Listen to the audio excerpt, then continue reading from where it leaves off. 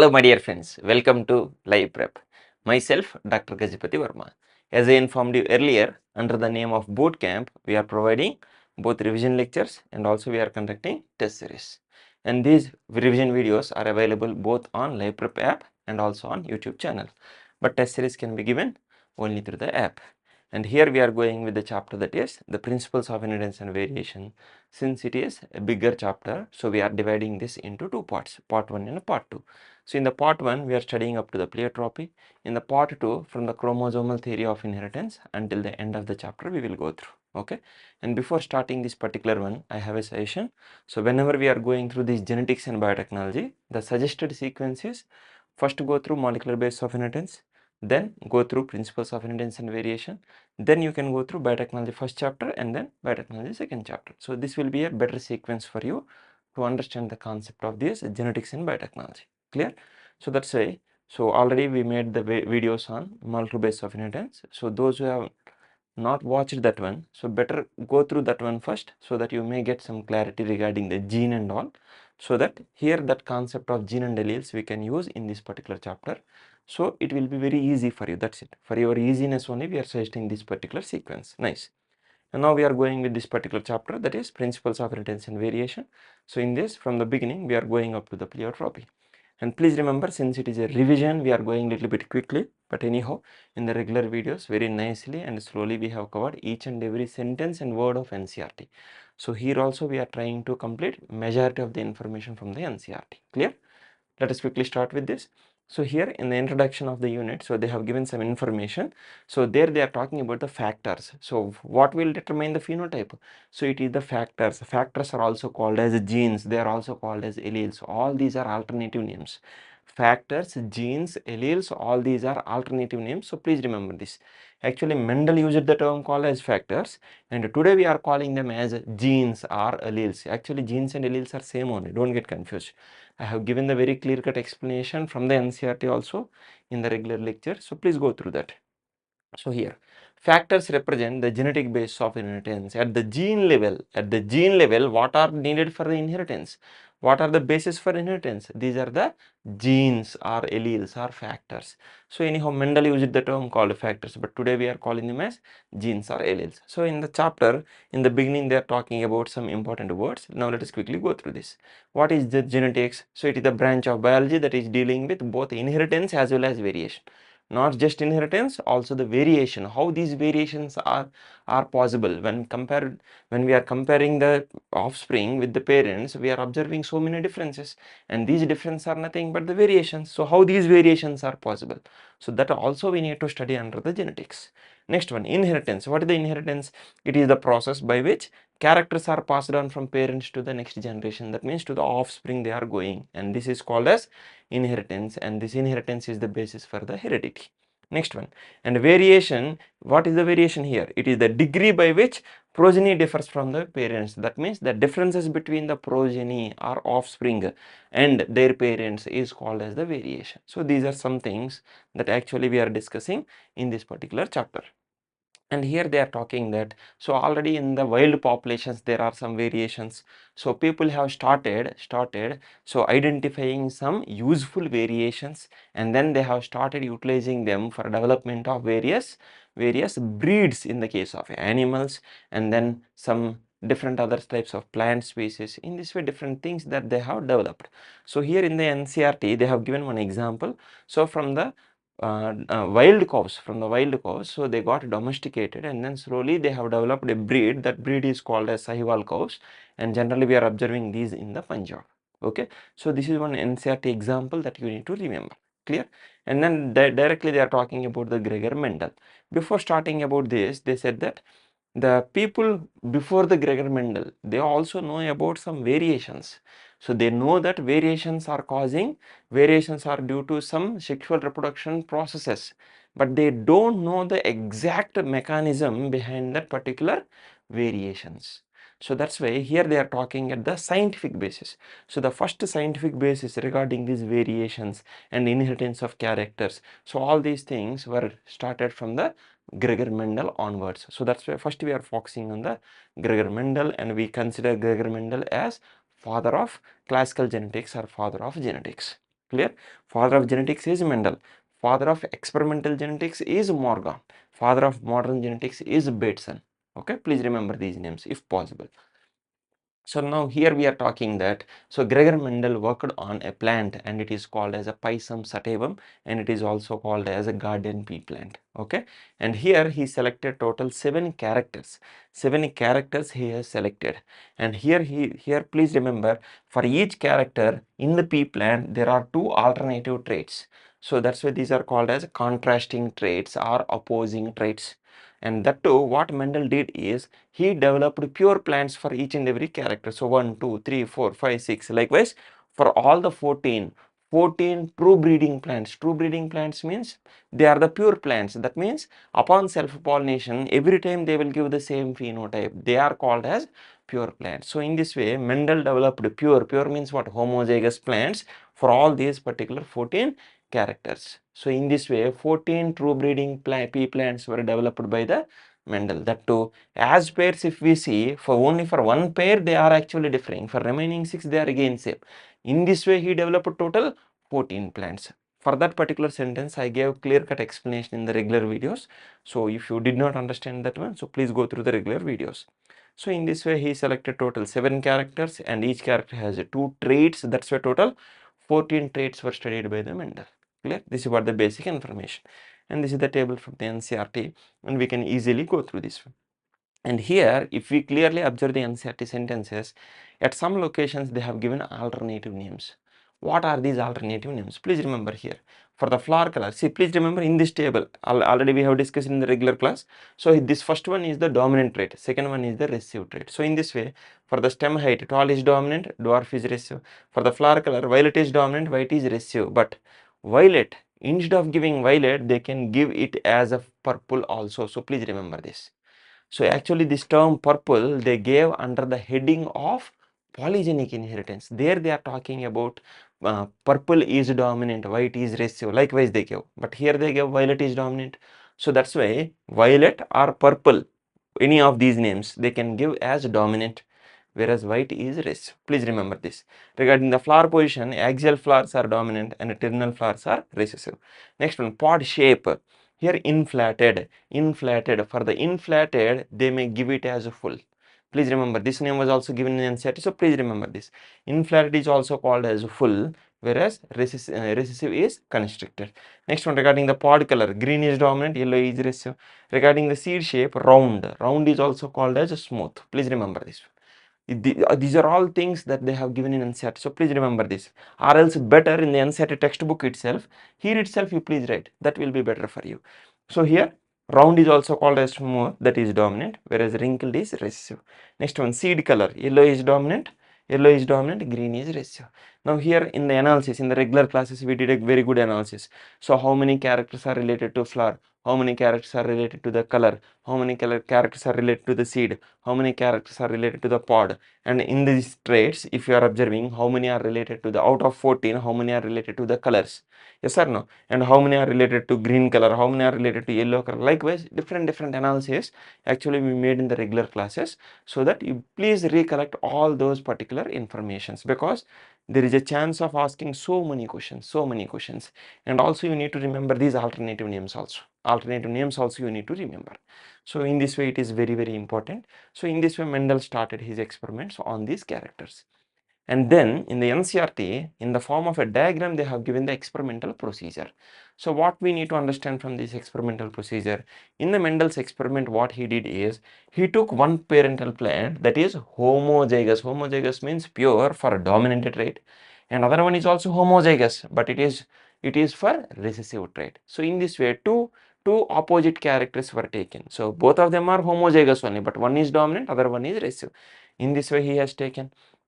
And here, please remember, this pea plant is a bisexual plant. So in single flower, both male and female reproductive organs are present. So when both of them are present here, for the experimental purpose, please remember, here we need to consider one as female, other one as the male. but naturally this plant is undergoing self-pollination. That means if you are simply leaving that plant, naturally it will undergo self-pollination. But please remember, in this experiment we are doing the cross-pollination, artificial cross-pollination. It is not natural, it is artificial cross-pollination. That's why the plant that is acting as a male parent, from that we need to collect the pollen grain. Whereas the plant that is acting as the female, so please remember, in this what happens, both male and female reproductive organs are there. So we need to remove these anthers. We need to remove the anthers. Understood or not? That means we are cutting the stamens. We are cutting and removing the stamens. That means anthers are removed. That's why it is called as E. E means removal of masculine male. So removal of male reproductive organs.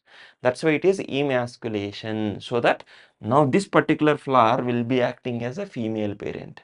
So now what we are doing, from whatever is acting as male, from that we are collecting pollen and then we are dusting on it. So in this way, now after dusting what happens? Now this fertilization will occur and now this flower will develop into the fruit and now here they will be forming into the seeds.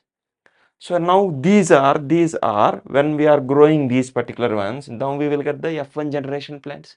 So in this way, now these two are considered as parental generation, and the plants developed from these are considered as a first generation F1 first filial generation, first daughter generation. And here please remember, in the Mendel's experiment, cross-pollination was performed only between the parental plants. And F1 plants are again allowing for self-pollination, that is a natural process. So that F2 will be produced. When F2 plants undergo self-pollination, F3 will be produced. When F3 plants undergo self-pollination, F4 will be produced. In this way, minimum of 6 to 8 generations he has studied. But in our NCRT, we are studying only parental generation, F1 generation, F2 generation, that's it. Only that much we are studying. And in this diagram, you just observe it. This is a violet or purple color, that is a dominant, and this is the white colored flower, and that is a recessive. And here this is acting as male, this is acting as female. So pollen from this is dusting on this emasculated flower, so that now it is developing into a fruit, and this fruit is having the seeds. And upon the maturation, now these seeds, when we are collecting and sowing them, so now you can get the F1 plants. See here, in all these F1 plants, we are getting the violet color flowers only. That means the dominant trait is seen in all these particular plants. This is what the experiment is. So this is what the information we need to understand. Clear? And here in this particular process, experimental process, so here this is the NCERT diagram. So here there is a step called as bagging. What is this bagging here?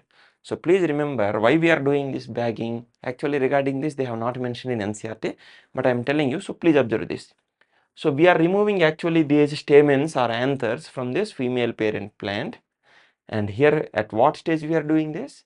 So this removal of anthers or stamens we are doing during the bud stage. During the bud stage. Why we are doing during the bud stage? Because at that time stamens are not matured. And what happens if you are removing them after the opening of the flower, after maturation of the flower? At that time self-pollination might have happened. So how you will know that there is no pollination there? So that is the reason why during the immature stage, that means when it is in the bud stage itself, then itself we are removing the anthers. So with that it is okay. But the thing is, if you are simply leaving that particular flower, then what happens? So unwanted cross-pollination may happen. So how we will prevent unwanted cross-pollination? By bagging. So that's why in the bud stage we are removing the anthers and immediately we are covering this with a bag. So that since we are removing these particular stamens, there is no self-pollination. And since we are covering this with a bag, there is no cross-pollination. So in this way, whatever the pollen that we are collecting here, that only we need to dust. So at that time we will remove this bag and then we will dust it and better close once again. So in this way what happens, only controlled breeding or artificial cross pollination only will happen. So this is what the purpose of this particular bagging. And after that we are using the tagging. That means which one is the male parent, which one is the female parent, all the details we will write and then we will tag it to this plant. But please remember, this is not pea plant. So in the NCERT I got this diagram for the tag, so that's why I have used it. That's it. So next one, after that we are, after growing that particular one, so we are collecting this particular seeds and then again we need to sow these seeds and then plants will develop. In this different examples, please remember all these diagrams are not related to the pea plant. Simply from the internet I got these diagrams related to these headings, so I am using this. So in this way, now these plants will be called as F1 plants. So when you are growing them, so now you can observe the characters again. That's it. So here now we will directly go with the genetic process. So the parental generation, capital T, pure tall plant, small t is pure dwarf plant. It is producing only one type of gametes. All the gametes will contain capital T allele.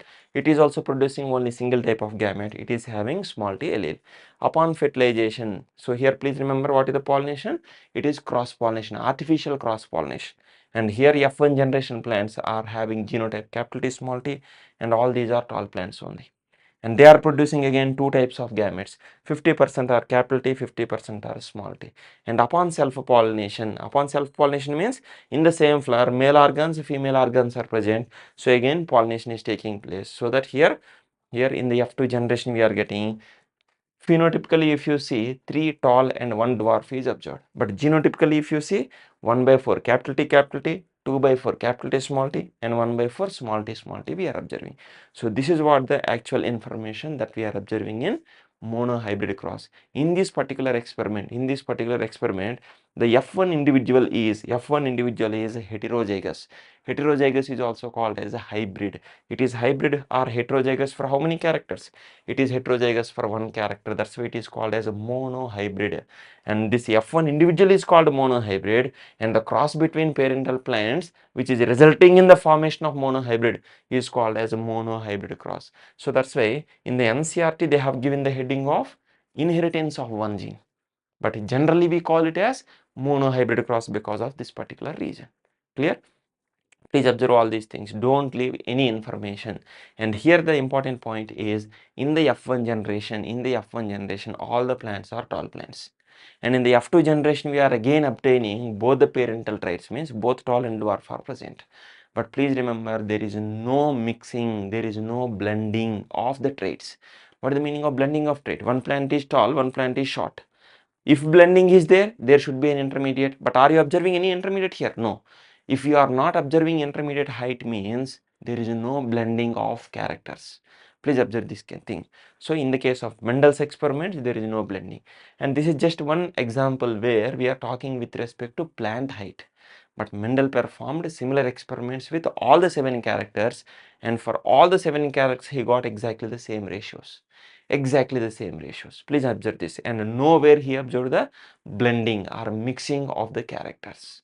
So please observe this. This is what about the Mendel's monohybrid crosses. Then they are talking about the factors, and now we are calling them as the genes or alleles. Mendel actually called these things. That means while he explained this particular phenomena or the ratios, he said that there are some things. These some things are actually controlling the characters, and they are moving from one generation to next generation without any mixing. This is what he said. Without any mixing, they are moving from one generation to next generation. And he called these things or some things as factors. And today we are calling these particular factors as alleles or genes. Both of them are same. The term alleles, genes are exactly same. So what are these alleles means? They are alternative forms of a gene. That means that is also a form of a gene. So that means both alleles and genes are exactly same things. Clear? But for understanding purpose, what we say is dominant allele, recessive allele. Likewise, we are giving the different names. Clear? But here in this particular chapter, for better understanding, what we say is, we say that one gene is having 2 alleles. This is how generally we study. But at the molecular level, if you see, each allele is a gene because it is having a promoter, structural gene, and terminator. So technically, you should call it as a gene. So in this way, so clear-cut explanation I have very clearly given in the regular classes. So if you want more explanation, you can go through the regular lectures. So this is what actually that they are saying here. So next they are talking about this checkerboard or the Punnett square. So here what is the significance of this particular checkerboard or the Punnett square? So this was actually developed by the Punnett. So based on his name, we are calling this as the Punnett square. So in the Punnett square, generally what we do is, so here in this horizontal rows, we are actually representing the male gametes. In the vertical column, we are representing the female gametes. Then we are actually writing this one, this capital T. We are writing here capital T, small t. We are writing here. So in this way, so individual gametes we are writing. After that, upon random fertilization, what are the various genotypes that can be produced, that we are writing in the checkerboard. So if you are reading the NCERT sentences carefully, they are saying that this Punnett square or the checkerboard is used to represent the gametes produced by the individuals and also the genotypes. Genotypes of the zygotes you can represent. Please remember, gametes you can write, genotypes you can write, but they have not mentioned about the phenotype. Read the NCERT sentence carefully. Why they have not mentioned about the phenotype? Because even though you don't know the interaction between the alleles, still you can make this particular chart or the checkerboard. You can make it, but please remember, to write the phenotypes, you should compulsorily know the interaction. What is that interaction? So here there are two alleles, capital T and a small t. What is the type of interaction here? The type of interaction between these two is a dominance, also called as a complete dominance, also called as a dominance recessiveness. Any of these names you can use. Since there is a dominance, capital T is dominant over small t. So you are writing that capital T tall, capital T small t tall, capital T small t tall, small t tall. So to write this, you need to know the interaction. So now for your understanding purpose, I am changing the information and now we will see. Suppose I am using a word called suppose. Suppose capital T and small t are showing incomplete dominance. Generally they are showing complete dominance. That's why you are writing the original data. Suppose they are showing incomplete dominance. Then what you will write? Capital T is tall, small t is dwarf. But what will you write for a capital T, small t? If they are showing incomplete dominance, you cannot write tall here. You need to write intermediate or medium height you need to write. You just see it. So this basic gametes and genotypes you can write easily. But to write the phenotype, you need to know the interaction between the alleles. So that's why in this checkerboard or Punnett square is used to represent the gametes and the genotypes that are produced in the progeny. That's it. So when we can write the phenotypes only when we know the interaction between the alleles. If you don't know the interaction between the alleles, you cannot write the phenotypes. That's why in the NCERT they are not talking anything regarding phenotype under this Punnett square. So you need to observe all these things. Clear? So this is what. And then we are talking about a reciprocal cross. What is reciprocal? Reciprocal means reverse. What is this reverse? Please remember, Mendel performed these experiments. So it is about the plant height only. So in one experiment, what he did is, he took capital T as tall and small t as dwarf. And in another experiment, what he did is, he took capital T dwarf, sorry, I made exactly as it is, right? So here what he did is, here capital T tall, but here what he did is capital T, sorry, not about the tall and dwarf, sorry. So here it is the male and a female. Capital T, here it is male, but here capital T is female. And here small t is female, but here small t is male. So by reversing the sexes of the parents, please remember reciprocal means reverse. What we are making reverse? Sexes of the parents we are reversing. So here in one experiment, it is considered as male, but there it is considered as female. Here it is considered as female, but there it is considered as male. So in this way, by reversing the sexes of parents, he performed the experiments. And what is the result he got? Here also capital T small t, it is a bisexual plant. Here also capital T small t, bisexual plant. And here also tall, here also tall. So what he did, what he got? So in both the experiments, he got exactly the same result. So this is another important conclusion. Mendel performed reciprocal crosses for both monohybrid and dihybrid crosses, and everywhere he got exactly the same result. That is the reason why generally when you are writing capital T into small t, you are not mentioning which one is male, which one is female, because there is no need to represent. You just consider one as male, so that by default other will be female only. So that's why you will get the result. So that is the reason why nowhere they are mentioning that which one is male, which one is female, because there is no need to mention, because anyhow you can consider, you will get exactly the same result. Understood or not? So this is what the significance of these reciprocal crosses. Then we are talking about the back cross. Regarding the back cross, they have not mentioned NCERT, but please observe carefully. If the F1 individual is crossed with any of the parental plant, then it is called a back cross. And in this back cross, specifically you are talking one particular one. What is that? If F1 plant is crossed with a recessive parent, this specific one is called as test cross. Will you call this particular one as test cross? No. But in majority of the books they have given that this particular one they have given as out cross. But actually it is not out cross. Please remember, if F1 is crossed with homozygous dominant, that is not out cross. Because since the information was deleted in this particular NCERT content, I am not going into those details. But once upon a time, so in the NCERT there is a separate chapter. So in that chapter they have mentioned about the outcross. To call something as outcross, minimum of 6 to 8 generations difference is required. To call something as outcross, 6 to 8 generations difference is required. But here it is just immediate generation only. Then how you can call it as outcross? So technically you cannot call this as outcross. So please leave it. So forget about this. In many of the reference books they are giving this as outcross. So simply ignore that one. But this, yes, you can call it as test cross. It don't need to be F1 crossed with homozygous recessive. Any plant, if for a particular character, if it is crossed with homozygous recessive, yes, you can call this as test cross. So you can call this as test cross. So up to this one it is correct, but this side it is not called as out cross. So please correct yourself. Clear? Next one. Come to the test cross. What is the test cross? A plant with a particular character. If you want to test what you are testing, you want to know the genotype, whether it is homozygous dominant or heterozygous. That is where actually the problem comes, right? So because both of them are giving the dominant trait only, but the genotypes, two genotypes are possible. What is the exact genotype of that particular plant? So to know that, we are performing this particular test cross. So here what we are doing, we are taking a dominant trait. In this case it is the flower color dominant, that is the violet or purple they have taken, and now it should be crossed with homozygous recessive. What is the homozygous recessive? Small w. And here the thing is, now this dominant may be capital W means homozygous dominant, or it is capital W small w means it is heterozygous. If it is homozygous dominant, what is the result that you will get? You will get 100% dominant trait after crossing with homozygous recessive.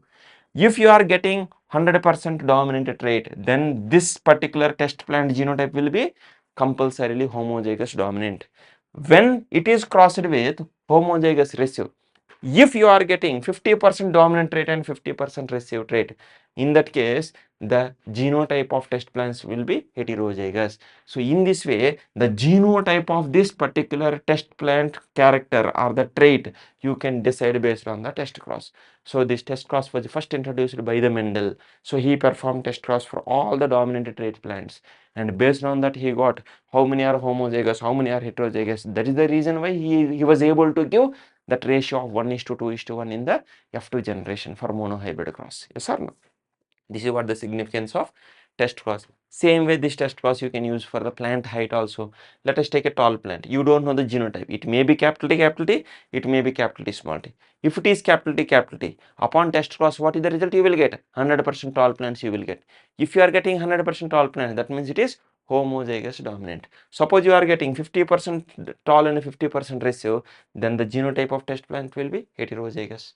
All these things very clearly we have written in the regular classes. So please revise that particular notes also. That will be very easy for you. Then we are talking about this ax plus by whole square formula. And what is this actually used for? This is actually used to know the genotype of F2 generation. It is used to know the genotype of F2 generation. Please remember here. What is this particular one? Better I will give the explanation. Observe carefully. F1 individual is having capital T small t. It is undergoing self-pollination. Self-pollination means capital T small t into capital T small t. Yes or no? Let us consider that this is the male and this is the female reproductive organ. And now here how many types of gametes are produced? 50% capital T, that means 1/2 capital T, and 50% small t. Here also 50% small capital T, 50% small t. But please remember, these are male gametes, means these are the pollen grains and these are the egg cells. Yes or no? In this way. And now what we are doing? We are doing the multiplication of this. So here you just observe this. This is like these two should be multiplied. So you need to add, these are all male gametes, these are all female gametes. That's why we kept the plus symbol. But this is a random fertilization, so we need to do the multiplication. So mathematically just convert it. It is half capital T plus half small t whole square. And how is it appearing as? It is appearing as ax plus by whole square. So here what is the value of A? It is 1/2 means 50%. What is the value of B? It is also 1/2 50%. What does this X represents? X represents the dominant allele capital T. What does this Y represents? Recessive allele small t. Why you are using this square here? Because this male and female gametes are undergoing random fertilization. That square represents random fertilization between male and female gametes. So in this way we are using this. So upon multiplication what you will get? Multiply this. So 1/4 capital T, capital T. This is 1 by 4 capital T small t plus 1 by 4 capital T small t plus 1 by 4 small t small t. So you can simplify this as 1 by 2 capital T small t. Now what is the ratio here? 1 is to 2 is to 1. What is this ratio? This is the F2 genotypic ratio. So based on this formula, what are we actually obtaining? We are actually obtaining the F2 genotypic ratio, that is 1 is to 2 is to 1. So in this way, in the NCERT they said that F2 genotypic ratio of 1 is to 2 is to 1 can be mathematically condensed into a binomial expression, that is ax plus by whole square. This is what the explanation is. Clear?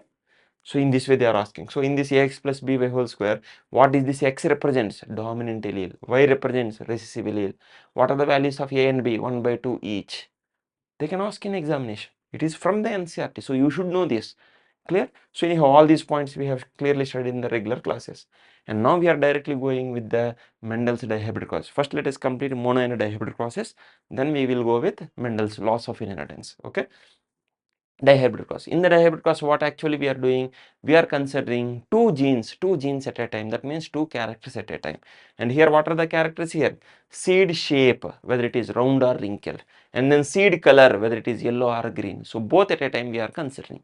So here in the parental generation, one plant is homozygous dominant for both the characters. That's why it is round yellow, capital R, capital Y, capital Y.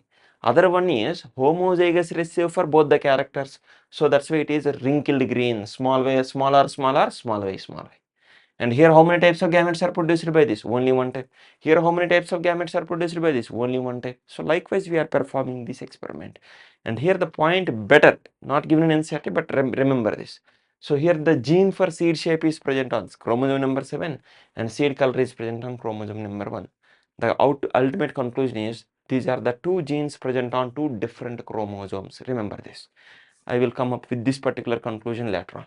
Okay. And here what we are saying. So here parental generation. This plant is producing only single type of gamete having capital R, capital Y. This is also producing single type of gamete, but here it is having small r, small y. Upon self-pollination, it is producing capital R, small r, capital Y, small y. Hybrid for first character, hybrid for second character. That means it is hybrid for both the characters. Hybrid for both the characters means it is called as dihybrid.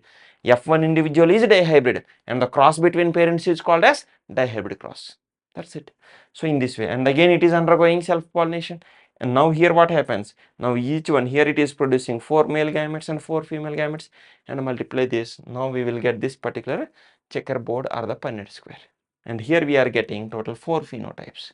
And when we are observing phenotypes, observe both of them together. So in this way, when we are doing this analysis, how many we are getting here? Total 4 phenotypes we are getting. What are these? Round yellow, that means both dominant. Round green, first dominant, second recessive. Wrinkled yellow, first recessive, second dominant, and wrinkled green means both recessive. In this way, total 4 phenotypes we are getting. And if you are analyzing this, total here how many are there? 16 are present. And segregate this. How much you are getting? 9 is to 3 is to 3 is to 1. This is the phenotypic ratio. Dihybrid cross, F2 phenotypic ratio is 9 is to 3 is to 3 is to 1. And within this again, if you are observing the genotypes, for this 9 if you observe, these are the genotypes. These are the genotypes. And in simple you can write like this. Understood? And with respect to 9, what is the genotype? 1 is to 2 is to 2 is to 4. And with respect to this 3, it is 1 is to 2. And with respect to this 3 also 1 is to 2. With respect to this 1, it is 1. So what is the overall genotypic ratio? 1 is to 2 is to 2 is to 4 is to 1 is to 2 is to 1 is to 2 is to 1. This is the genotypic ratio.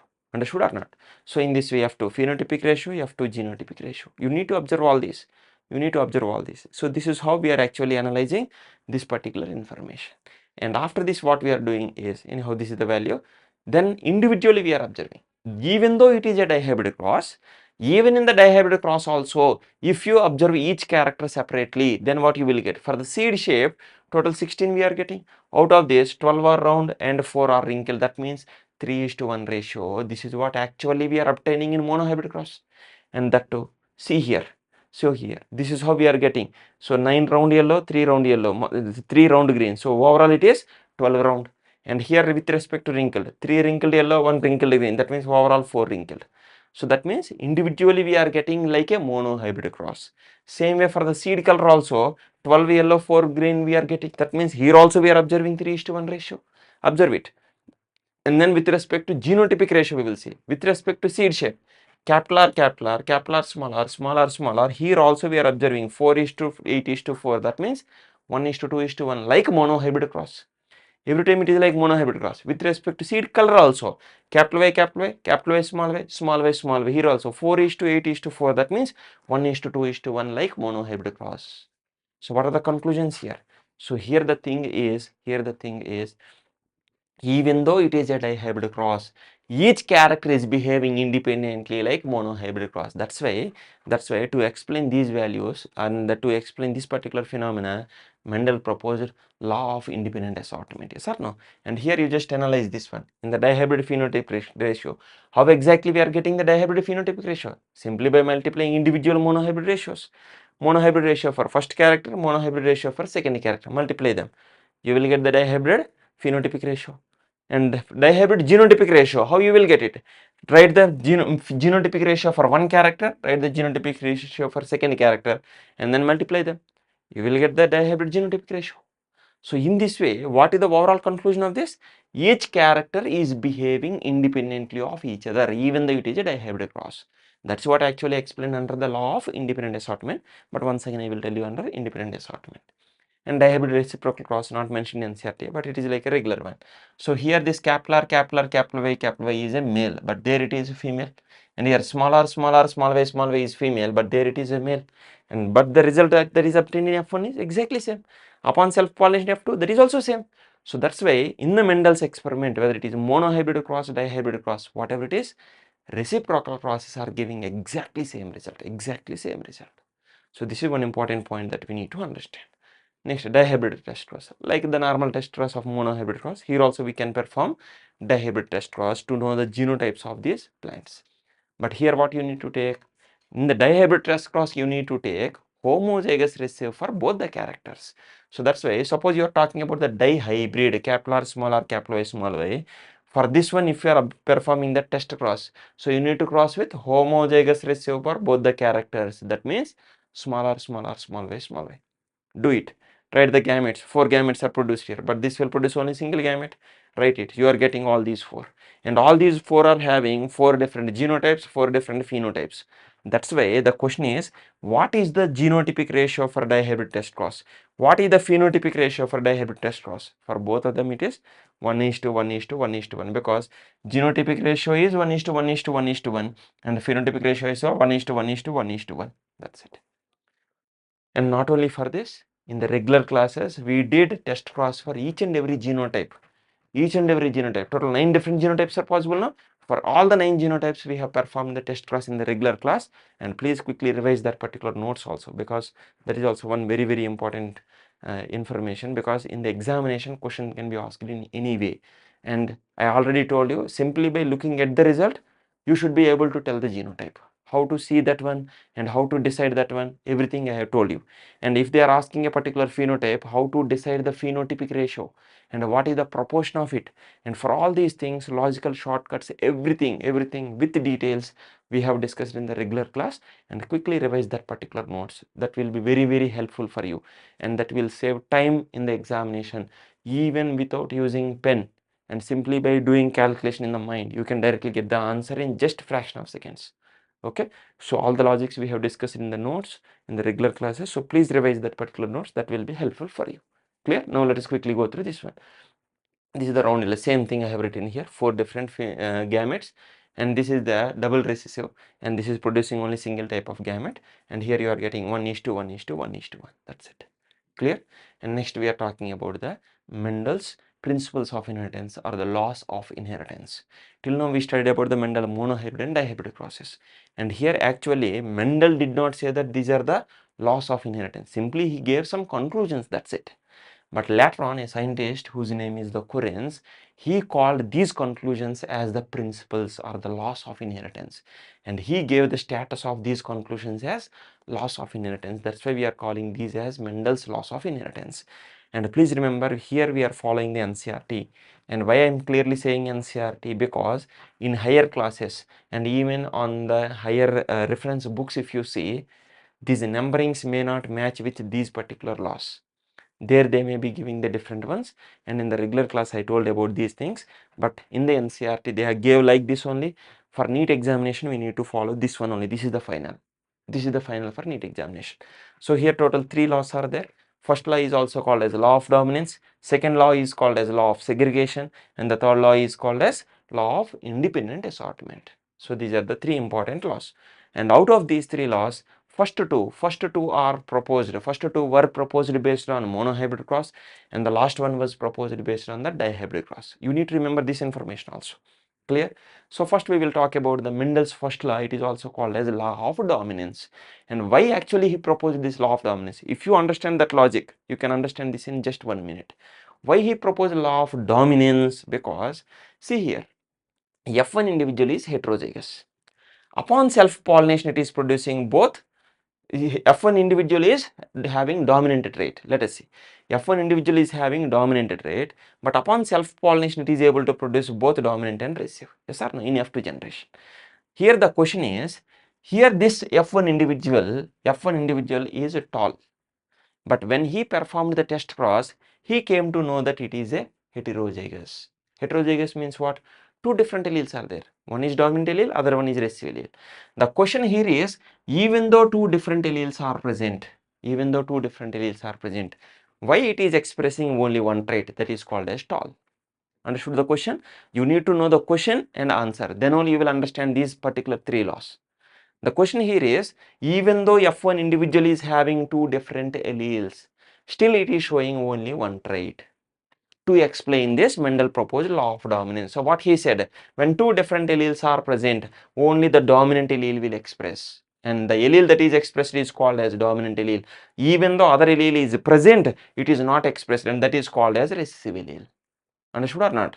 So since dominant allele is expressing, we can see only the dominant trait. So in this case, who is the dominant trait? Capital T is the dominant trait, and capital T is responsible for tall. So that's why this one is producing tall only. This is what the explanation he gave. Simple. Very simple. So that's why always these factors are occurring in pairs. They may be same, they may be different. If they are same, homozygous. If they are different, it is heterozygous. Yes or no? If in the homozygous anyhow they are same, so they will give that corresponding trait. But if they are different, then what happens? Only dominant trait will express and it will give the corresponding trait. So that's why in the F1 generation, all the plants are tall because of this one only. And in the F2 generation, 3 tall and 1 dwarf because of law of dominance. So 3:1 ratio that we are observing in the F2 generation of monohybrid cross is due to law of dominance. Please remember, many students are writing this as segregation. Don't write this. This is the direct NCRT statement. Observe this. Here they are trying to focus with respect to the law of dominance. Clear? If they are talking about 1:2:1 ratio, that will be because of Mendel's second law, that is called as law of purity of gametes or law of segregation. Clear? Now anyhow, before going with that, so now we will see what is the exception to this particular law of dominance. So Mendel did not observe this. Later on, different other scientists, they observed these particular phenomena. One is called as incomplete dominance, other one is called as codominance. And here what happens? Even the two different alleles are present, only one is not expressing.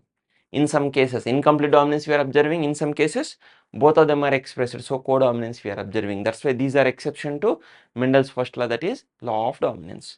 Now we are going with the Mendel's second law. It is also called as law of segregation, and it is also called as law of purity of gametes, and it is also called as law of non-mixing of alleles. If you understand all these 3 names, you will understand this particular Mendel's second law. But the thing is, why Mendel proposed this? We need the question here. Why Mendel proposed this? He proposed this one because when F1 is undergoing self-pollination, it is producing both dominant and recessive traits. And this recessive trait, even though it is not present in F1 generation, even though recessive trait is not present in F1 generation, again it reappeared in F2 generation. So how it got reappeared? So to explain this, now this is the question. Even though recessive trait is not present in F1 generation, how it got appeared in F2 generation? This is the question. So to explain this, he proposed a law of segregation. So what he said, so during the gamete formation by F1 plant, so here even though two different alleles are present, they are not mixed. That's why it is law of non-mixing of alleles. Even though two different alleles are present in F1 individual, they are not mixed. During gamete formation, they will be separated, they will be segregated. That's why it is called as law of segregation.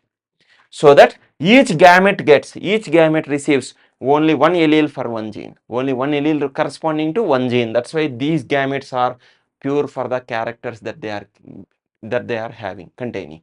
Understood or not? So this is what. So upon again random fertilization, now there is a chance of small t combining with another small t, so that now it is able to produce the dwarf. So in this way, he tried to explain these things. Some things he observed in the main monohybrid cross, and for that he need to get some answers and he needs some explanations, and those explanations were given like these specific laws. So in this way, Mendel proposed this particular monohybrid. Based on the monohybrid class, he proposed both law of dominance and law of segregation. But law of segregation is universally applicable without any exception. Generally we say without any exception, but still it is having a very rare phenomena that is called non-disjunction. This is not always happening, very rarely this will happen. That's why it is a rare phenomena that is called as a non-disjunction, as an exception to law of segregation. But please remember, out of the three laws, if they are in the examination, if they ask that out of these three, which one is universally applicable without any exception, then you need to write law of segregation. Please remember, because it is a very rare phenomenon. What is disjunction? Disjunction is a normal separation of homologous chromosomes or sister chromatids to opposite poles during meiosis is called as disjunction. But if they fail to do so, if they are failed to do so, means they are not they are not moving to opposite sides, they are going to one side, that is called as non-disjunction, and this is responsible for different types of mutations also.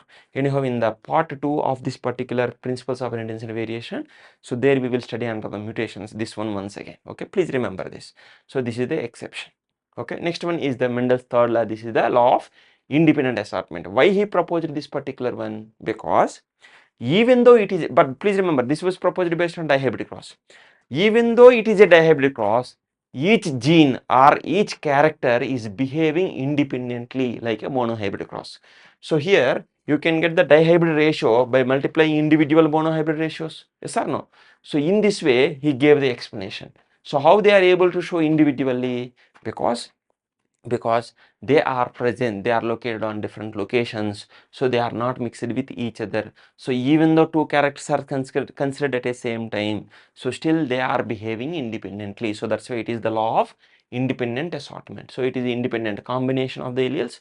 So that's why there he said that, so when we are talking about the gametes, so four types of gametes are produced by F1 dihybrid. F1 dihybrid will produce four gametes with equal proportion, 1:1:1:1 ratio. So in this way he gave the explanation. So that is the law of independent assortment, and here this is very important. And this law of independent assortment, and here we are talking with respect to more than one gene. Please remember, for single gene, law of independent assortment is not applicable. So minimum two or more genes are required here. So here we are talking with respect to two genes. If the genes are present on different chromosomes, what is the phenomena that is responsible for law of independent assortment? Please remember this one. If the genes are present on different chromosomes, what is the phenomena that is responsible for independent assortment? It is the random alignment of chromosomes during metaphase 1 and metaphase 2 of meiosis. It is the random alignment. But if the genes are present on the same chromosome, then still if they show independent assortment, then what is the process that is responsible for independent assortment? It is the crossing over. You need to remember these differences. In the regular class, I gave very clear-cut explanation. So here I am giving the conclusion. So please remember these things. Next one. And now we are talking about the exception to this particular law of independent assortment. So what is the exception for this one? Linkage. The two genes that are closely present on the same chromosome, they may show the linkage. But two genes present on different chromosomes, they will never show the linkage.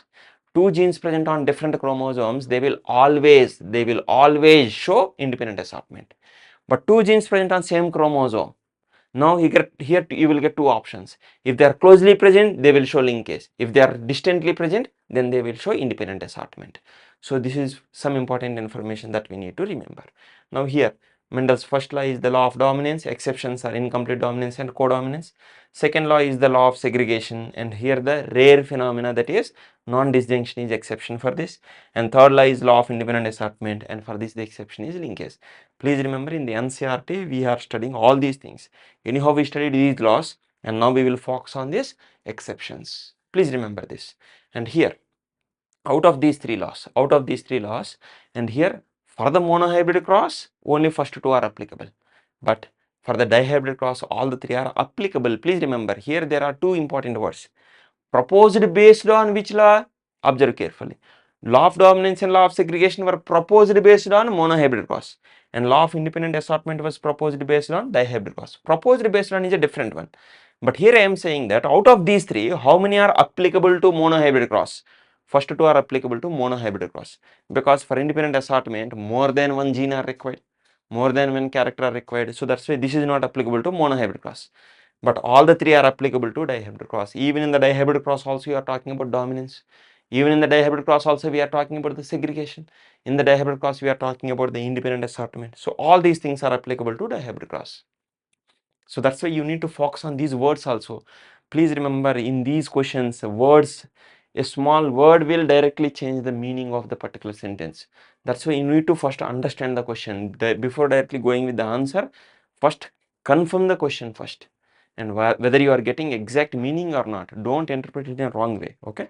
And then I made a small table here. So in this table I have given some formula also. So what is that particular cross, whether monohybrid cross, dihybrid cross, trihybrid cross?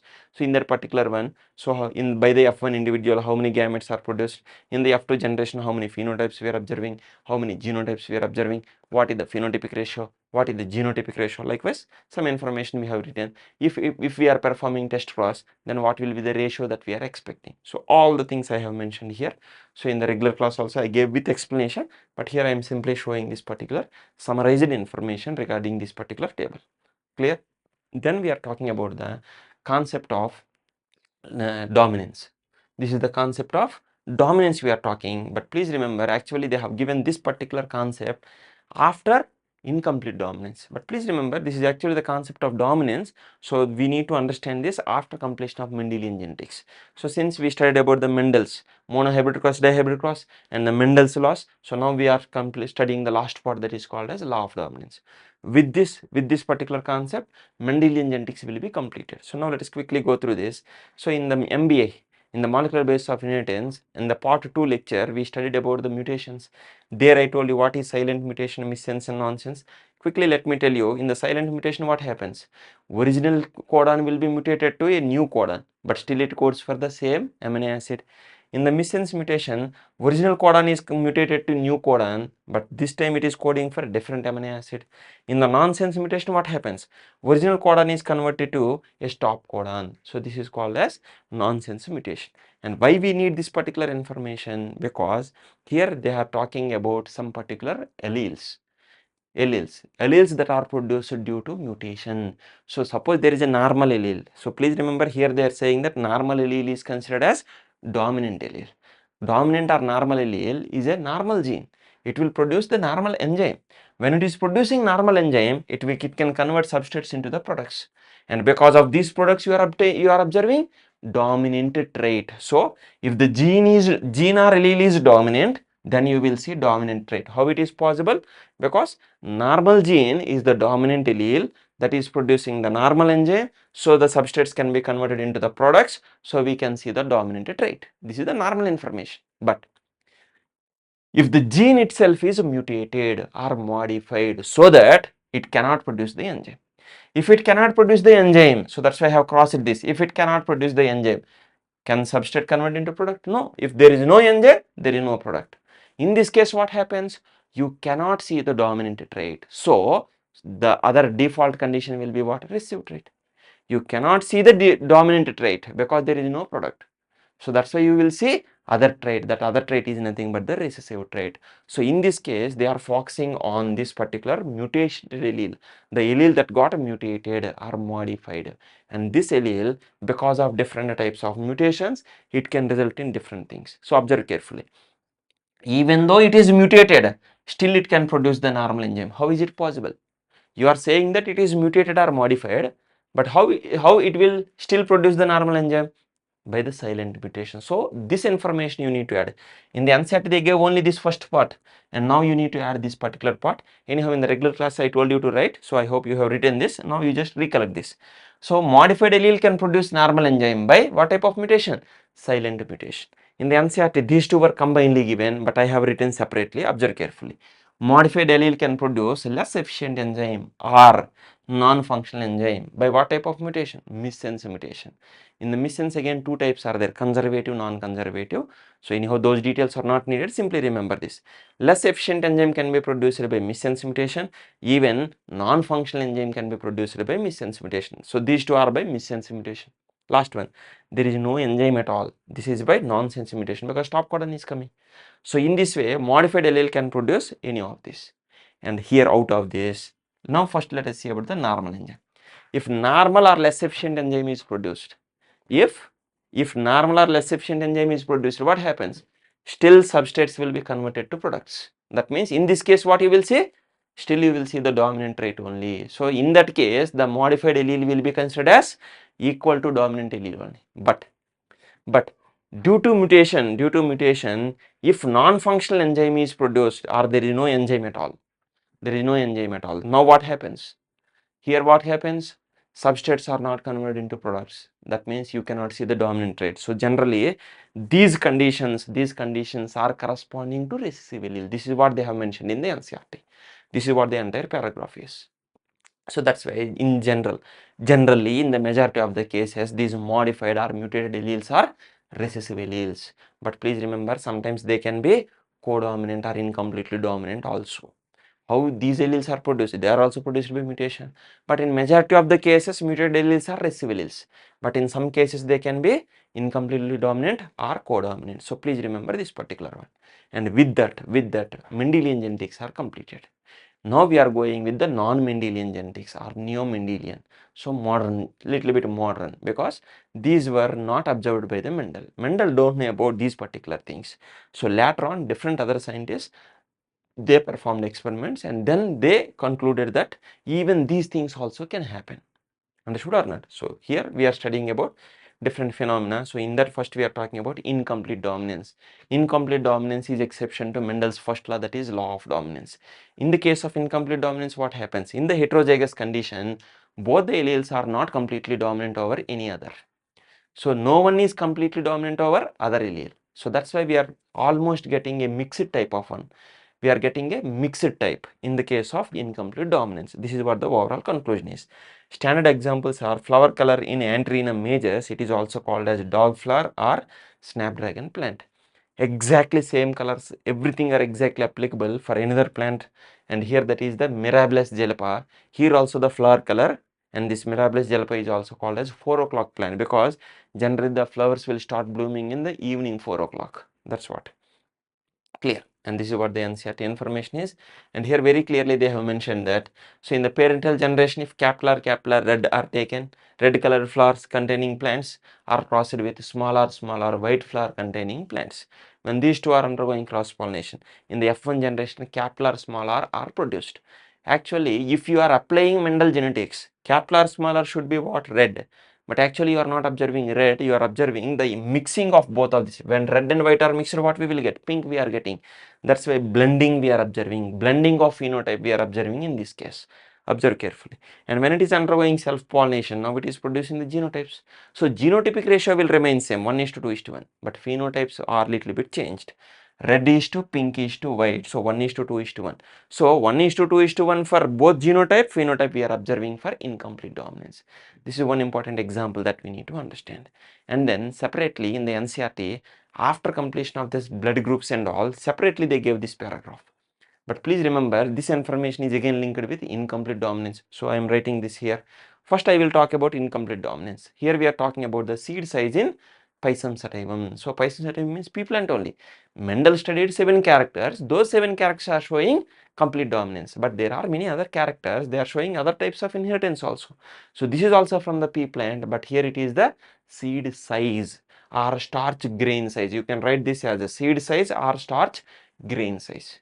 So here in the F1 generation, sorry, in the parental generation, homozygous, they are large size, homozygous large, and other one is homozygous, but it is small size because it is homozygous dominant and this is homozygous recessive.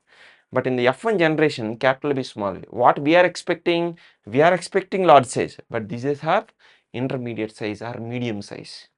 And upon self-pollination, it is producing 1:2:1 ratio for genotype and 1:2:1 ratio for the phenotype. And here 1/4 large size seeds and 2/4 intermediate size seeds and 1/4 small size seeds are produced here. This is what we are observing. So this is also example for incomplete dominance. But the important point is here they are combining this particular information with another information already we studied under dihybrid cross. In the dihybrid cross we studied about round wrinkled shapes. But please remember there we use letters called capital R small r. But here we are using the letters called capital B small b. And that too, here we are talking about another important phenomena that is called pleiotropy. Anyhow, at the end of this particular revision video, we will study about pleiotropy. What is pleiotropy? If single gene controls many characters, once again I am repeating, if single gene controls many characters, that is called as a pleiotropy. So the pleiotropy is applicable here also. This is the single gene. It is controlling 2 characters. What are these 2 characters? One is seed shape, other one is seed size. Both of them are controlled by the single gene. So that's why you need to write single gene, but you can write 2 different phenotypes. And here capital B is giving round shaped seeds and large size seeds. Small b is giving wrinkled shaped seeds and small sized seeds. And upon the self cross pollination, this is cross pollination. F1 individual is capital B small b. With respect to shape, it is round. With respect to size, it is intermediate. That means with respect to shape, it is showing dominance or complete dominance, but with respect to size, it is showing incomplete dominance. It can show it. So upon self-pollination, it is producing like this. So please observe carefully. Here capital B are round large, capital B small b are round intermediate, and small b are wrinkled small. Individual analysis, everything I made in the regular video, and here we cannot do that much analysis, but this is what the result we got. So what is the overall conclusion here? With respect to shape, we are observing dominance. With respect to size, we are observing incomplete dominance. So that's why there is a separate paragraph in the NCERT. So dominance is not the autonomous feature of the gene. So gene is not deciding. Gene means alleles are not deciding whether it is dominant or recessive. If it is dominant, it should be dominant for all the characters. If it is recessive, it is recessive for all the characters, like that. Yes or no? But here, for some characters, we are observing dominance. For some characters, we are observing incomplete dominance. That means gene itself is not deciding. Then who will decide? Actually, from the gene, the protein will be produced. And that protein is also not directly deciding. That protein is involving in different metabolic pathways for the development of various characters. Please observe this. The protein produced from the gene is involving in different metabolic pathways for the development of characters. So those metabolic pathways will decide whether it is dominance or incomplete dominance or codominance or what, something else. So that will be actually decided by the metabolic pathway. So please remember, this is the ultimate conclusion that we need to understand here. Then we are talking about the example of codominance. This is example for exception to Mendel's first law, that is law of dominance. And in the case of codominance, what happens? In the F1 individuals, both the alleles will be expressed. 2 different alleles are present and both the alleles are expressed. That's why they are codominant. Standard example is human AB blood group. Here in the F1 parental generation, homozygous for A blood group, homozygous for B blood group we are taking. F1 individual is having IAIB. A is expressed and it is producing A antigen. B is expressed and producing B antigen. So on the RBC, A antigen, B antigen, both of them are present. If both of them are present, it is called as AB blood group. Suppose one person with one male individual with AB blood group married to female individual with AB blood group. Then in the next generation we are observing, you can observe this particular ratios. So in this way 1:2:1, here also we are observing genotypic ratio, phenotypic ratio 1:2:1 for both incomplete dominance and codominance for both of them. And if you are talking only genotypic ratio is 1:2:1 for codominance, incomplete dominance, even Mendel monohybrid cross also. Please observe carefully. So with respect to genotypic ratios, it will be same only. The phenotypic ratios only we are observing the differences. Clear? This is what important information is. Then we are talking about the multiple alleles. What is this concept of multiple alleles? If single gene has more than one, anyhow generally single gene is normal, in general it is having two alleles. Normally single gene is having two alleles is a general information. If a gene has more than two alleles, then it will come under multiple alleles. Please observe carefully. If single gene has more than two alleles, then it will come under multiple alleles. And here, where you can see these multiple alleles, can you see multiple alleles in the single individual? No. In single individual, maximum we can see only two alleles because we are diploids, right? Since we are diploids, we can see hardly two different alleles. That's it. That's why this multiple allelism we are actually observing in the population. So each single individual can have hardly two different alleles for a gene. That's it. So that's why multiple allelism we are observing in the human population. That's it. With respect to human, if you talk in the human population, if with respect to some other organism you are talking in that population, you can study these things. Clear? But always gametes will have only one allele. Even though multiple alleles are present in the population, gametes will carry only one allele for that particular gene. That is for clear. Okay. Anyhow, for this I gave various examples in the regular classes. So with the help of that we have clearly studied in the regular classes. Now let us go with this. So here under the example of multiple alleles we are studying about the human ABO blood grouping gene. So who actually regarding this human blood groups, some basic information already we covered from the body fluids and circulation chapter, right? So who actually gave these particular blood grouping system? So it is the Carl Landsteiner who actually discovered A group, B group and O group. But AB group was discovered by D. Castlo and Steiny. Already I told about this in the blood groups information. And here the gene that is actually controlling this antigen A and antigen B is indicated with I gene. It is present on the chromosome number 9. And actually in the human population it has actually three alleles. They are represented with IA, IB. You can write either IO or you can write small I, but I have the habit of writing small I so that there is no confusion for you. So in this way I am using like this. So here in the case of human blood group antigens A and B, already I told you about this. These are the sugar polymers. I gave more explanation in the body fluids and circulation chapter also. So go through that one.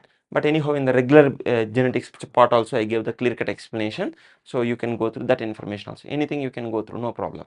I have covered in both the classes. Clear. Next one. So here, these antigen A and B are sugar polymers. They are actually sugar polymers. Different sugar units are attached to each other. So in this way they are formed, and that too where they are present? They are present on the exoplasmic phase of RBC plasma membrane. That's why they are exposed on outer side of the cell. So in this way, in the normal condition, there is a molecule called O antigen. It is also called H substance is present. Anyhow, this information is not needed. If IA allele is produced, it will produce an enzyme called N-acetyl galactosamine. So that galactose will be attached, N-acetyl galactose will be attached, and this new molecule is called as A antigen. And if IB allele is produced, it will produce galactose transferase. So it will transfer galactose to O antigen. So it will become B antigen. If both of them are there, both the antigens are produced on RBC plasma membrane. If both of these are not present, then both of these are not there, only O will be present. So in this way, based on the presence or absence of these antigens, actually we are deciding so how many blood groups are possible, everything we are doing the calculation. So here in this case, there is a formula to get the number of genotypes that are possible in the case of multiple allelism. For the number of genotypes possible in multiple allelism, the formula is n into n plus 1 whole by 2. Okay, it is divided by 2. And what this n indicates? It is the number of alleles present for a particular gene. In this particular case, for this gene, how many alleles are there? 3 alleles are there.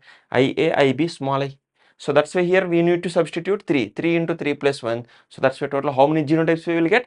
Total 6 genotypes you are getting. Even though you are getting 6 genotypes, we are observing only 4 phenotypes. It is all based on type of interaction among the alleles. Understood or not? Next one here, what is the interaction between this? IA is completely dominant over small I. IB is completely dominant over small I, but IA and IB are codominant. So that's why we are getting total 4 phenotypes. That's what I am saying.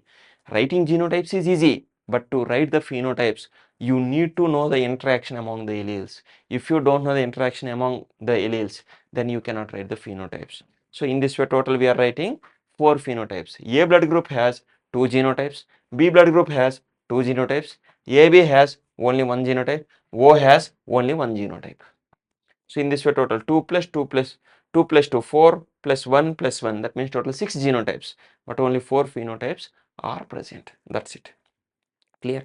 And how exactly we are performing this AB blood grouping? So for this, first we need to take a clean glass slide. On this we are actually taking 3 drops of the blood. So we are actually piercing here and we are getting the blood, and we are getting the 3 drops of blood. And please remember, here I am not just talking about A and B, here I am talking about RH antigen also. So that's why we are taking the total 3 drops. To the first one we are adding anti-A antibody, to the second one we are adding anti-B antibody, to the third one we are adding anti-RH antibody. You can also call this as anti-D antibody. And after adding this, so we need to mix this. So please remember, wherever we are observing agglutination or clumping, the meaning is that so antibody is interacting with antigen, that's why it is forming the clumping. So since we are adding the corresponding antibodies, wherever we are observing the agglutination or clumping, that means that corresponding antigen is present. So based on the presence of these antigens only, we are giving the blood groups. Clear? First I am giving you one condition here. So agglutination, where actually we are observing this agglutination. Suppose here and here we are observing agglutination, but not here. Then what is the blood group? From this you can say that A antigen is present, B is not there. That means blood group is A. If RH antigen is present, it will be positive.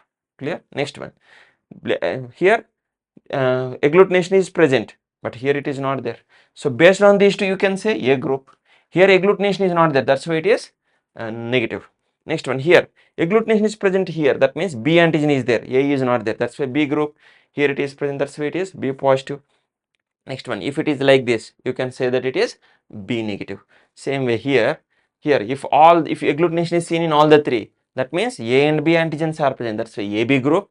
This is also present, that's why it is positive. So in the AB positive, if the individual is AB positive, in all the three we are observing the agglutination. Suppose you are observing like this, it will be AB negative. If you are observing like this, it will be O positive. If it is like this, it is O negative. That means for O negative individual, agglutination is not seen in any of these 3 drops. So in this way, questions can be asked, though this information was not clearly given either in class 11th or class 12th, but there are huge chances that they can ask questions on this basic simple information. You should be able to understand this particular experiment, and based on the result you need to say the blood group. If they are giving the blood group, you need to say where actually you are observing the agglutination. So this information is very important, observe very carefully. Next one, so blood transfusion compatibility chart. Already in the body fluids in circulation we have studied. Quickly I will tell you this particular one.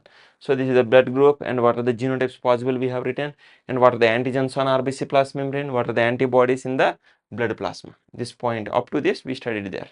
And here, so A blood group individual can donate blood to A blood group and also to AB. B can donate to B and also to AB. AB can donate only to AB. O can donate to any blood group individual. So since O can donate to any blood group individual, O is called as universal donor. Next, they can receive from. So they can receive from whom? Let us see this. A can receive from A and also from O. B can receive from B and also from O. And AB can receive from anyone. So that's why AB is called as universal recipient. But O can receive only from O blood group only. Anyhow, this chart already we studied in the body fluids and circulation. And then with respect to genetics, if you are talking, so what are the parental phenotypes? So since simply they are giving phenotypes, you need to consider all the possible genotypes. When you are considering all the possible genotypes, then accordingly you need to write in the offspring what are the blood groups that are possible, in the offspring what are the blood groups that are not possible.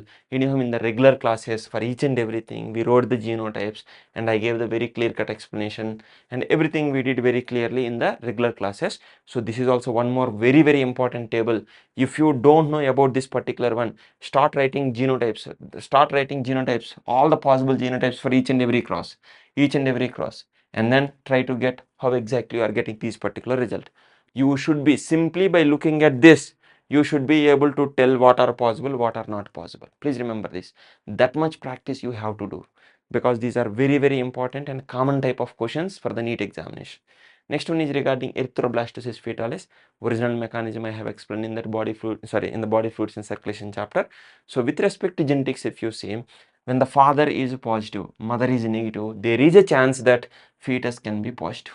So in this way, generally you are talking only these two. When mother is negative, Rh negative, father is, when mother is Rh negative and fetus is Rh positive, that means definitely father is also Rh positive. This point they are not giving, but based on the genetics, you need to get this particular answer. Okay, only in this condition we are able to observe this erythroblastosis fetalis. In remaining all other conditions, we are never observing erythroblastosis fetalis. But anyhow, with respect to this Rh positive, Rh negative, with respect to genes, what are the phenotypes that are possible, genotypes possible in the fetus, everything very clearly we have done in the regular classes. So please practice all these things. Please remember, these genetics things you can get only by practice. If you are trying to simply by heart these things, unnecessarily you will face the problems. Clear? Next we are studying is regarding the polygenic inheritance. It is also called as quantitative inheritance. It is also called as multigene inheritance or multigene blending inheritance. Why you are saying multigene blending inheritance? Because incomplete dominance is called as, also called as single gene blending, because there we are getting the mixing of this. So here also mixing of the phenotypes we are observing. So here I don't want to go into more internal details. In simple, I want to complete this one. So there are different formulae here so that you can use it, but the most important thing is the number of phenotypes that we are observing in F2 generation is 2n plus 1, but here it is n is not the number of alleles, it is the number of genes. Please observe this carefully. Okay, and here 2 gene polygenic inheritance is also present, but they have not mentioned in the NCRT. So that's why I'm not going into individual example, directly I'm giving the ratio here. If it is 2 genes polygenic inheritance in the F2 generation, the phenotypic ratio observed will be 1:4:6:4:1. This is the ratio that we are observing in F2 generation for phenotypic ratio. Clear? Next one. This is the NCRT example. Here they are saying that human skin color is an example for polygenic inheritance. Here it is controlled by 3 genes. The 3 genes they are mentioning as A, B and C. So here we are writing like this. So parental generation, one will be having all the 6 alleles recessive, another one is having all the 6 alleles dominant. So please remember, here the color, skin color is decided by these genes only. If more number of dominant alleles are there, more dark color skin will be there. If more number of recessive alleles are there, it will become lighter and lighter. Understood or not? If all the alleles are dominant alleles, so this will be the darkest black. Darkest black. If all the alleles are recessive, now this will be the whitest. So this is called as white. You can also call this as albino. ALBINO, albino. Understood or not? And this is also called as a negro black or very dark black. So when these two individuals got married, so F1 individual will be having, please remember here, don't see each gene separately. So you need to count out of the 6 alleles, total out of the 6 alleles, how many dominant, how many recessive, like that only you need to count. That's why it is based on the counting, that's why it is the quantitative inheritance.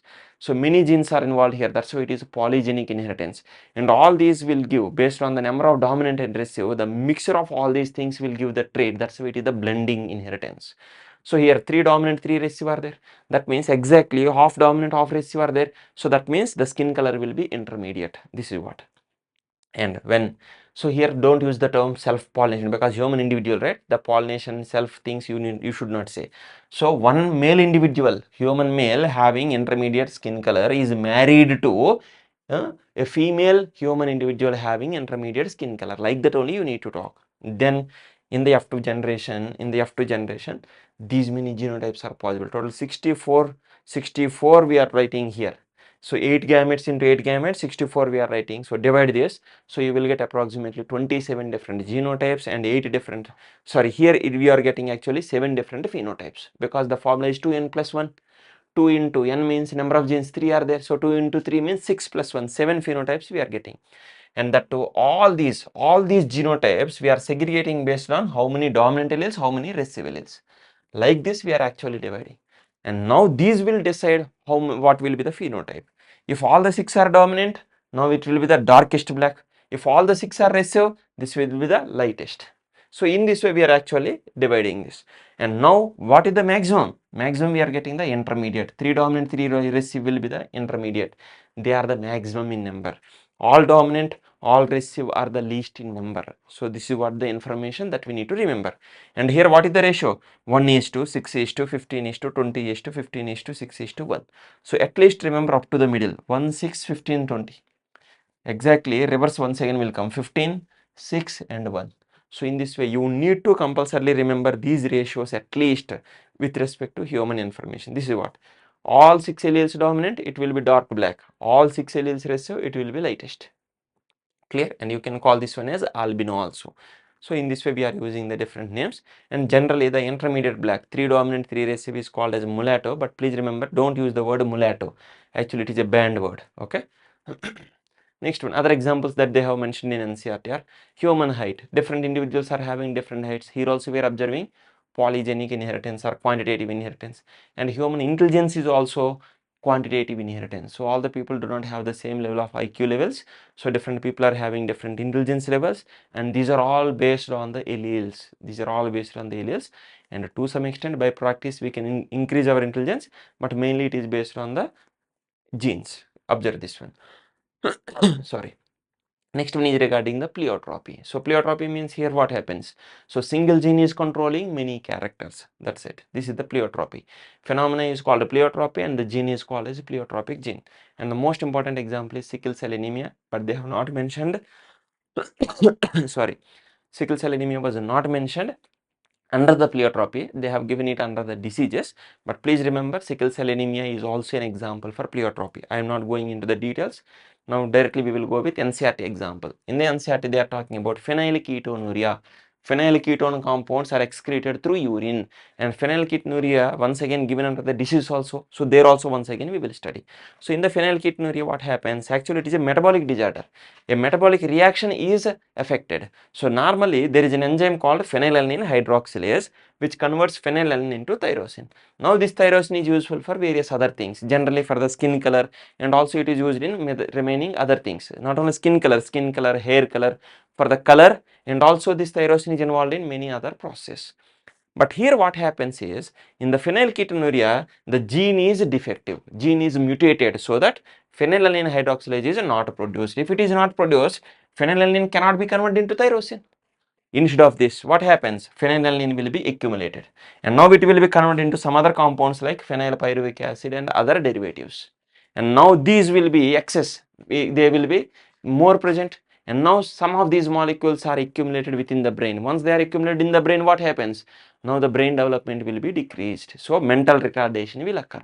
Brain development will not happen properly, so mental retardation will occur. Next one, and now it will be excreted through urine, so phenylketonuria.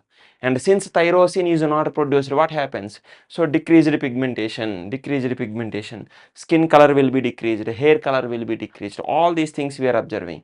So since we are observing many features because of one gene, so one gene is controlling many characters. That's why it is example for pleiotropy. So many of the metabolic disorders, they will come under pleiotropy only. So better remember this. And another example we studied that single gene is controlling seed shape and seed color. Not seed color, seed size, seed shape and seed size in the case of Pisum sativum, right? So that is also example. Just now we have studied under the incomplete dominance. So single gene controlling the seed shape and seed size. So single gene controlling two characters. So it is example under pleiotropy. These are all NCERT examples. You need to remember this. Okay, that's it. So with this first part of this particular revision is completed. In the second part, we will start with that chromosomal theory of inheritance, and we will go until the end of the chapter. Clear? And before concluding this, once again I am telling you, the revision lectures are available both on Live Prep app and also on our YouTube channel, but the test series can be given only through the Live Prep app. With this part is completed, so we will meet in the next part. Thank you.